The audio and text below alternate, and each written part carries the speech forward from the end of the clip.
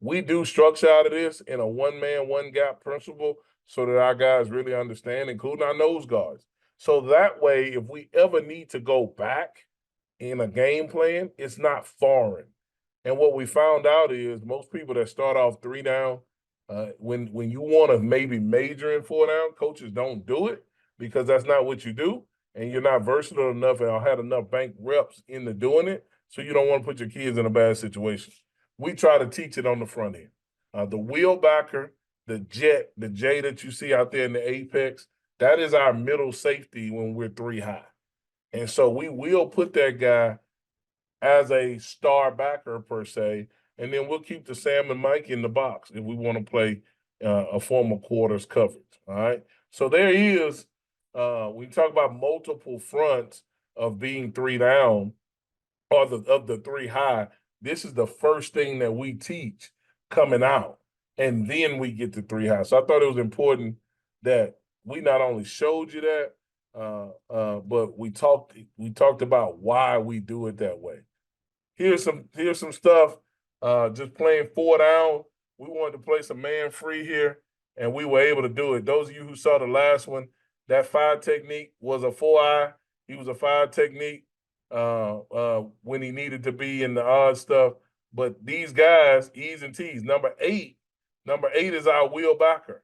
And you can tell he's a wheel backer because he don't play through with the hands. He just kind of rips the gap and get upfield, right?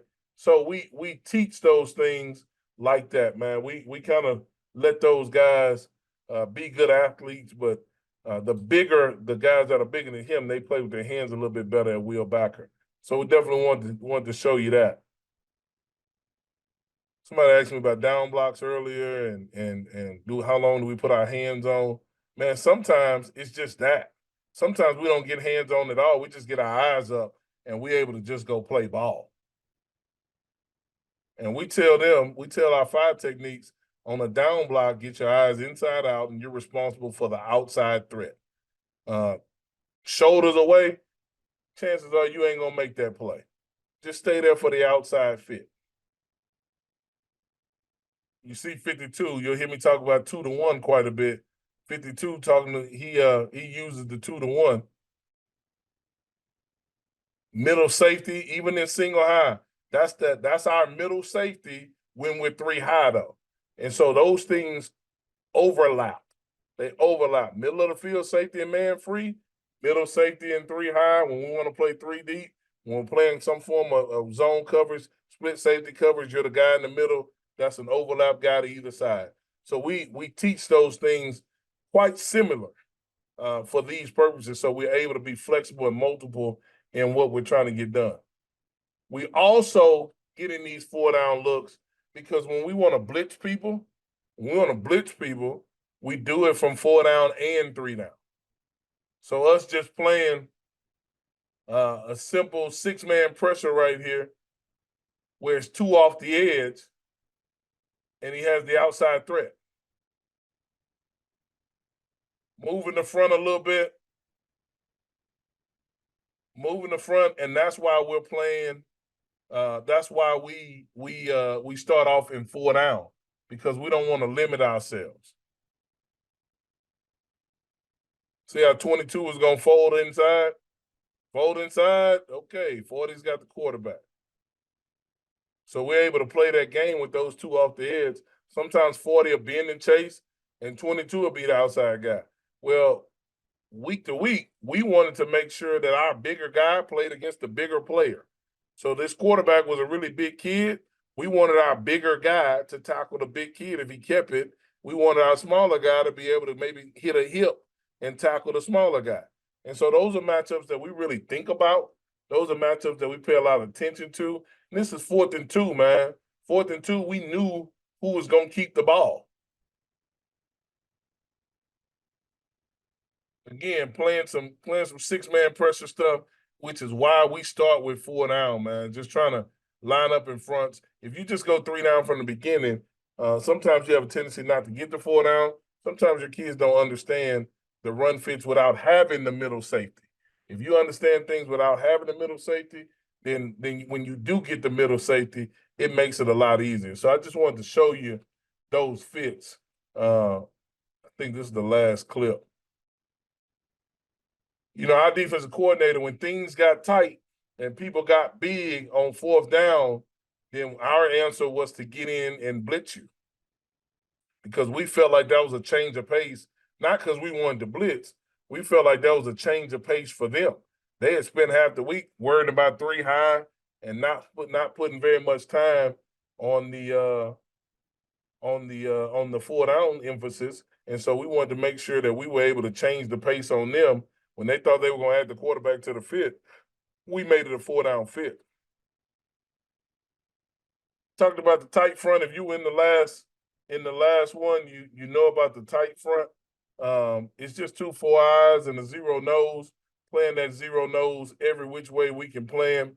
I'll show him to the again, playing a 4 eye over here to the left, staying square, staying extremely square. 97 moved to a 5 technique because now he should have got more hands on the 5, but he moved to a 5 technique because of that 3-man surface. And so what happened is the number 40, the wheel backer, said 5-5-5 because he didn't want to he'd rather deal with the B gap than to deal with that C gap on the split. Width was his friend. And he knew he could press it. And if he got a puller, he could be on the inside of it, just like he was. There's the middle safety coming out of the fit. So presenting multiple fronts allows that middle safety. See how that middle safety didn't move? He just stood there. We'd like for him to activate his feet.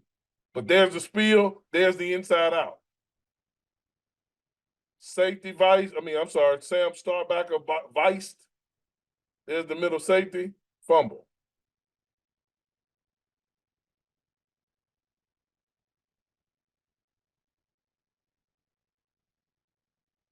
I think I might have showed you that clip on the last one. All right, here's the tight front with 2 4 eyes.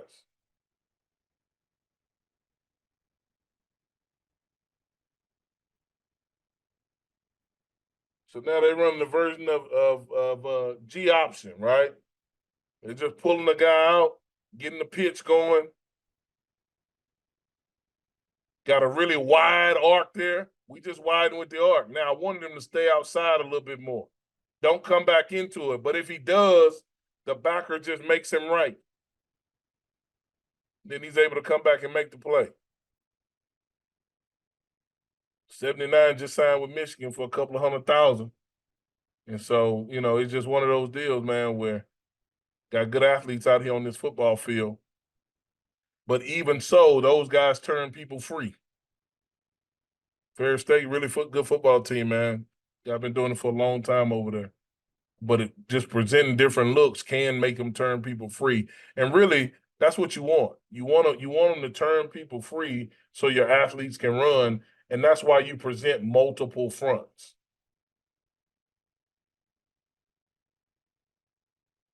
All right, here we're moving the front.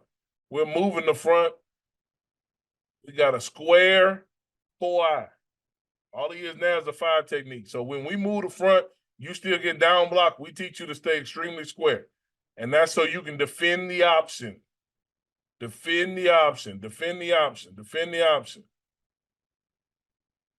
Defend the option, swarm to the ball, man. Watch this guy. He's going to be on the move. When he's on the move, he goes into a surf. And that's just us, 3-man surfers. Again, I told you if you were in the last one, 3-man surfers, not all the time do we just line up in a straight 5. Sometimes we move to a 5 and open that B gap up for the guy right in front of it. So even when we're in the tight front, we can still present another front by one guy moving.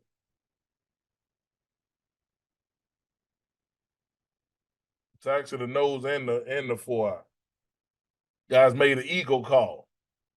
Eagle means we're going nose and 4 eye to the 3-man surface.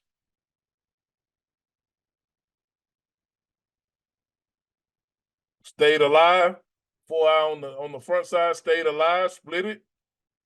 So now he's big in the gap. Guy don't have nowhere to go. Guy keep bouncing. It's already a nub set based off the motion. Bouncing. Now we got a clouded corner sitting over there and a wheel backer